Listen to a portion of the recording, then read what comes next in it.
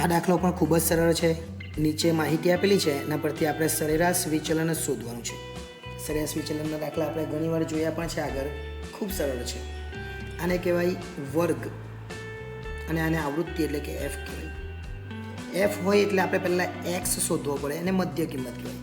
12 + 16 કરવાના અને ભાગ્યા 2 કરવાના. 12 ને 16 28 ભાગ્યા 2 એટલે 14 થાય.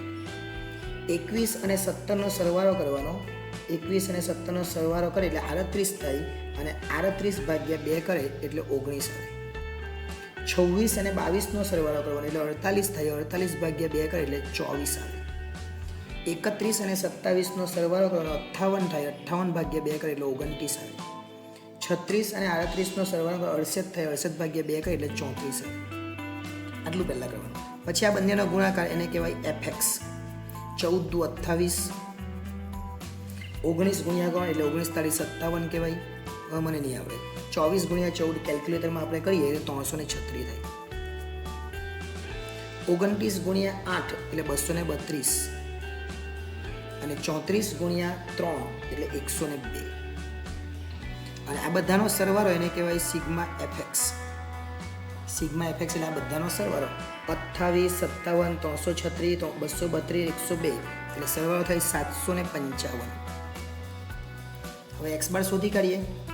એક્સ બાર બરાબર સિગ્મા એફએક્સના છેદમાં એન. એન તો છે જ નહીં તો આ એન કહેવાય. 2 ને 3 5, 5 ને 14 19, 19 ને 3 22, 22 ને 8 30. એટલે એન બરાબર કેટલા કહેવાય 30. એટલે 755 ભાગ્યા 30 કરવાના એને કહેવાય એક્સ બાર.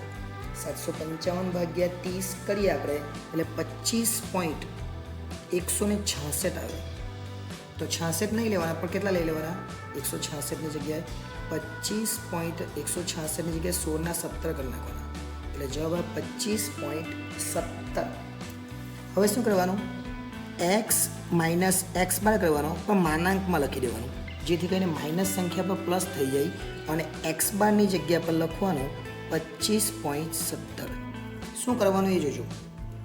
આ એક્સમાંથી એક્સ બાર બાદ કરવાનું એવું લખેલું છે ને, એટલે 14માંથી 25.17 બાદ કરવાના. 14માંથી 25.17 બાદ કરવા માઇનસમાં આવે પણ માઇનસમાં આવે એટલે પ્લસ થઈ જાય, કેમ કે એ તો માનાંક છે એટલે 11.17. એક પણ સંખ્યા માઇનસમાં નહીં લખવાની. 19માંથી 25.17 બાદ કરવાના એટલે 6.17 આવે. 24માંથી 25.17 બાદ કરવાના એટલે 1.17 આવે. 29માંથી આપણે બાદ કરવાના 25.17 એટલે 3.83 આવે. અને 34માંથી આપણે બાદ કરવાના 25.17 એટલે 8.83 આવે.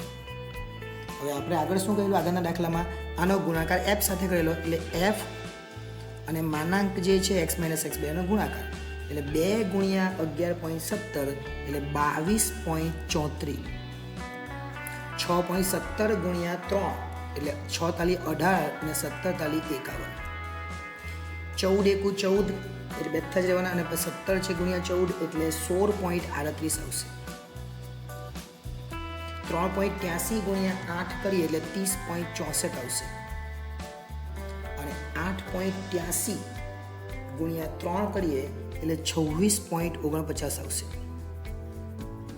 આ બધાનો સરવાળો કરીએ એને કહેવાય sigma F X minus X bar માનાંકમાં, અને સરવાળો લખી દેવાનો જે આવે તે 114.36. આટલું આવે. હવે આપણો જે દાખલો છે જે આપણે પૂછેલું છે સરેરાશ વિચલન, એટલે અહીંયા આપણે સરેરાશ વિચલન પૂછેલું તો એ લખીએ સરેરાશ વિચલન બરાબર. સરેરાશ વિચલન એમડી કહેવાય. આ એમડી લખે ને તો બી ચાલે બરાબર. સૂત્ર શું sigma F X minus X bar માનાંકમાં અને છેદમાં એન. સૌથી સરળ દાખલો છે. 114.36 અને એન તો આપણે આગળ પર લીધેલા કેટલા 30. એટલે એમડીનો જવાબ આવે. એમડી એટલે સરેરાશ વિચલનનો જવાબ આવે 114.36 ભાગ્યા 30 એટલે 3.812. તો 2 છે એટલે આપણે 81 જ લઈશું. એટલે આપણો જવાબ આવે 3.81. એટલે આ દાખલો પણ અહીંયા પૂરો થઈ જાય. ખૂબ અગત્યનો દાખલો હતો. દાખલો ગમ્યો હોય તો લાઈક કરી દેજો, કારણ કે હજુ આપણો એફ બાકી છે. આ તો ઈના બધા દાખલા પૂરા થવાના, ત્યાર પછી એફ પણ બાકી છે, એ પણ આપણે જોવાના છે.